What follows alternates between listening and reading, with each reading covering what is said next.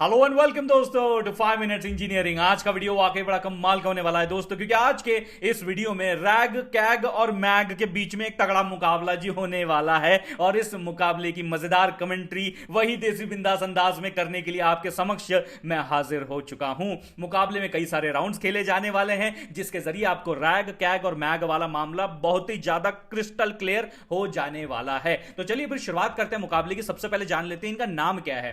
Rag के बारे में तो आपने नाम सुना ही होगा, हमने भी कई बार जो इसके बारे में एक्सप्लेनेशन, प्रैक्टिकल इंप्लीमेंटेशन और प्रोजेक्ट्स जो है अपने चैनल के ऊपर, प्यारे से चैनल 5 मिनट्स इंजीनियरिंग के ऊपर अपलोड कर रखे हैं। अगर नहीं देखे अभी तक तो जरूर चेकआउट कीजिए।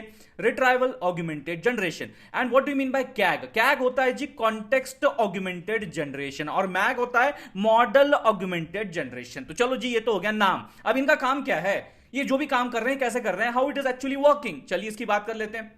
तो होता क्या है, आप एक लाइब्रेरी के अंदर चले गए। अब लाइब्रेरियन को आपने एक सवाल पूछा। क्या पूछा? सवाल पूछा कि यार ये XYZ ने ABCD को क्यों मारा। अब यार XYZ ने ABCD को क्यों मारा, इसकी इंफॉर्मेशन तो लाइब्रेरियन के पास नहीं है। तो वो क्या करता है, इस क्वेश्चन का आंसर जिस किताब में है वो लाइब्रेरी में उस किताब को ढूंढता है। लाइब्रेरियन को जैसी वो किताब मिलती है वो उस चैप्टर पे आता है, पन्ने को पढ़ता है और फिर आंसर देता है कि इसीलिए भैया XYZ को मारा गया था। I hope you are understanding what I am trying to say. तो एक्सटर्नल रिलेवेंट डॉक्यूमेंट्स के बेसिस पे यूजर की क्वेरी को रिस्पॉन्ड करना, यानी सिंपल भाषा में रैग होता है। जब आपका यूजर क्वेश्चन पूछता है, उसको आंसर देने के लिए कुछ एक्सटर्नल जो आपके डॉक्यूमेंट्स रहते हैं उनको रिट्राइव किया जाता है। Relevant documents I am talking about, क्योंकि जो वो क्वेश्चन पूछा था वो क्वेश्चन का आंसर एक ही किताब के उसी एक चैप्टर के उस पन्ने पे था, तो मुझे स्पेसिफिकली वही फेच करना था, रिट्राइव करना था। एक बार रिलेवेंट डॉक्यूमेंट मिल जाए, एज अ कॉन्टेक्स्ट भैया LLM को प्रोवाइड कर दिया जाता है ताकि वो यूजर के क्वेश्चन का आंसर सामने पेश कर सके। सर्च, रिट्राइव, जनरेट, सिंपल सा मामला है। Now what do we mean by CAG? CAG वाला मामला क्या होता है? देखिए, इसमें रन टाइम पे आप कुछ भी रिलेवेंट डॉक्यूमेंट्स एक्सटर्नल से लोड नहीं करते हो। ये कुछ ऐसा मामला है जैसे मान लीजिए आप चले गए एग्जाम के लिए, एग्जाम हॉल में चले गए, लेकिन एग्जाम हॉल में ना एक थोड़ा सा फ्रीडम आपको दे रखा है कि आपने जो नोट्स बनाए होंगे ना, जो आपने पहले से नोट्स लिख के रखे होंगे ना, वो नोट्स आप एग्जाम हॉल के अंदर लेके आ सकते हो और फिर आप एग्जाम दे सकते हो। ये एक फ्रीडम आपको दे दिया है। तो आप एग्जाम हॉल में आते हो, एग्जाम हॉल में आप क्वेश्चन पत्रिका में अपना सबसे पहला क्वेश्चन देखते हो, और क्वेश्चन देखते ही आप क्या करते हो, तुरंत अपनी नोट्स जो आपने खुद के हस्तलेखन यानी हैंड रिटन नोट्स जो आपने खुद लिखे हुए हैं वो खोल लेते हो और भैया देख लेते हो कि यार इसका क्वेश्चन का आंसर क्या मुझे यहां पे प्राप्त हो सकता है या नहीं। तो ये है वो आपका प्री लोडेड कॉन्टेक्स्ट, जो कि एक तरीके से प्रॉम्प्ट की तरह काम आता है, और आपका एक्चुअल आंसर LLM उसी के बेसिस पे जनरेट करता है। इसीलिए इसे कॉन्टेक्स्ट ऑगमेंटेड जनरेशन कहा जाता है, यानी कि use the preloaded context and generate the answer. MAG वाला फंडा क्या है? मैग वाला जी फंडा ऐसा है जैसे कि आपकी एक स्ट्रिक्ट एग्जामिनेशन हॉल, जिसमें भैया आप अपने हॉल टिकट, पेन, पेंसिल के अलावा कुछ नहीं लेके जा सकते, और खुद का दिमाग ऑब्वियसली। तो ये जो खुद का दिमाग है जो कि आपने ट्रेन किया है बहुत सारे ट्रेनिंग डेटा के ऊपर, बस यही जो आपका इंटरनल नॉलेज है यही आप यूज करोगे टू जनरेट द आंसर। बाकी ना कोई आपके पास कॉन्टेक्स्ट रहेगा प्रीलोडेड, ना ही आपके पास कोई रिलेवेंट डॉक्यूमेंट्स एक्सटर्नली अवेलेबल रहेंगे।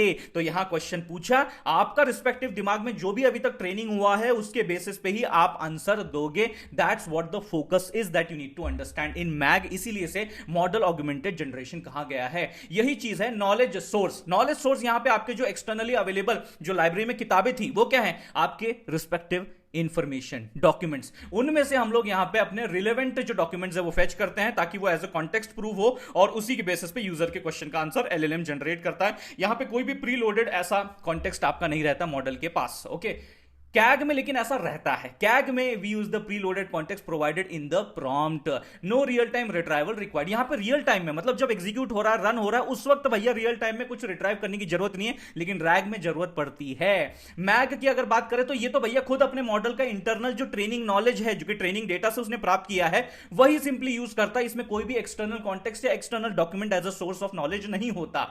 डेटा रिफ्रेश अपडेट की अगर हम बात करें तो यहां पे भैया अपने को एक लेटेस्ट डेटा ही हमेशा रियल टाइम रिट्राइवल में मिलेगा। आज पॉलिसी थी आपके कंपनी की ABC, कल को बदल गई XYZ, आगे बदल गई PQR। तो हम क्या करेंगे भैया, डॉक्यूमेंट्स अपडेट करते रहेंगे ताकि जो इंफॉर्मेशन रियल टाइम में लगने वाली है क्वेश्चंस के आंसर देने के लिए वो भी अपने आप अपडेट होती रहेगी। तो यहां पे ऑलवेज अप टू डेट वाला मामला रहता है रैग में। लेकिन कैग में क्या होता है कि आप अपने कॉन्टेक्स्ट को कब अपडेट करोगे इसके ऊपर सारी चीजें डिपेंडेंट होती है। अगर आपने अपने रिस्पेक्टिव नोट्स को टाइमली मैनर में अपडेट नहीं किया, और अगर एग्जाम में आप लेके चले गए उन नोट्स को और फिर उनके बेसिस पे आंसर लिखा जो कि आउटडेटेड नॉलेज हो गया है, तो भैया नंबर कम मिलेंगे ना। एग्जैक्टली ऐसे ही यहां पे होता है कि आप अपने नोट्स को जो है, जो प्री लोडेड कॉन्टेक्स्ट है, उसे कितना अपडेट कर रहे हो, कैसे अपडेट कर रहे हो, how often you are updating, उसके ऊपर भी डिपेंड करता है। इसीलिए अपन इसे सेमी अपडेटेड जो है कैटेगरी में डाल सकते हैं। और यहां पे ये तो आउटडेटेड हो सकता है, यस, क्यों? क्योंकि देखिए यहां पे आपका ट्रेनिंग कट ऑफ पीरियड रहता है कि लेट से आपका मॉडल 2023 सितंबर तक ट्रेन हुआ था, उतने डेटा के ऊपर ट्रेन हुआ है। अब उसके बाद 2024 में क्या हुआ, 25 में क्या हुआ, 26 में क्या हुआ, उसको पता नहीं है। तो जब आप सवाल पूछोगे तो वो आंसर नहीं दे पाएगा, and there is a high possibility कि आपका मॉडल हेलुसिनेट करे, जिसके बारे में हम आगे बात करने वाले हैं। लेटेंसी वाली बात, भैया देरी होगी क्या? प्रश्न का उत्तर मिलने में देरी होगी? डेफिनेटली हो सकती। क्यों? क्योंकि यहां पे एक आपका सर्च रिट्राइवल वाला जो पार्ट है ये जुड़ गया है। जब आपने क्वेश्चन पूछा कि इसको किसने मारा या उसने इसको क्यों मारा, जो भी सवाल है भैया, what ever is the question, तो वो ढूंढने के लिए, उस सवाल का उत्तर ढूंढने के लिए लाइब्रेरियन को इतनी सारी जो आपकी किताबें थी लाइब्रेरी के अंदर, वो एक स्पेसिफिक किताब ढूंढनी पड़ी, चैप्टर पे जाना पड़ा, पन्ना निकालना पड़ा, पढ़ना पड़ा, और फिर उसके बाद उत्तर दिया। तो टाइम लगा कि नहीं? तो यहां पे लेटेंसी आपकी रैग में हाई रहती है as compare to CAG and MAG, depends on the search and the vector database that you are using.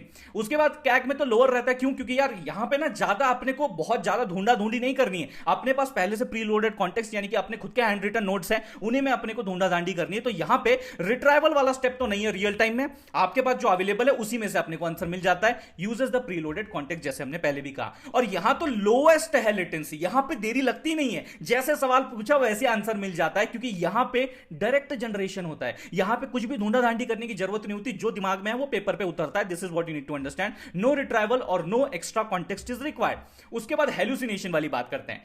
Rag और कैग में हेलुसिनेशन नहीं आपको देखने को मिलता, लेकिन मैग में मिलता है, क्योंकि भैया जब यार आउटडेटेड इंफॉर्मेशन है, आप भैया कट ऑफ हो चुके हो रियल वर्ल्ड के, अभी रियल टाइम में जो चल रहा नॉलेज है, तो कुछ तो कॉन्फिडेंटली बना के आप उत्तर सामने रखना चाहोगे। भैया एलएलएम की इज्जत का सवाल है, सही बात है कि नहीं? तो यार कुछ तो अगर आप रखते हो तो देयर इज हाई पॉसिबिलिटी कि you are generating an inaccurate information, miss information, hallucinated information. ये चीज आपको समझनी, क्योंकि आपके पास कुछ भी अपने आंसर पे no external grounding is there, कुछ भी एक ग्राउंडेड फैक्ट के ऊपर आपका आंसर नहीं रहेगा, तो आप हेलुसिनेट करने के चांसेस हाईएस्ट रहते हैं।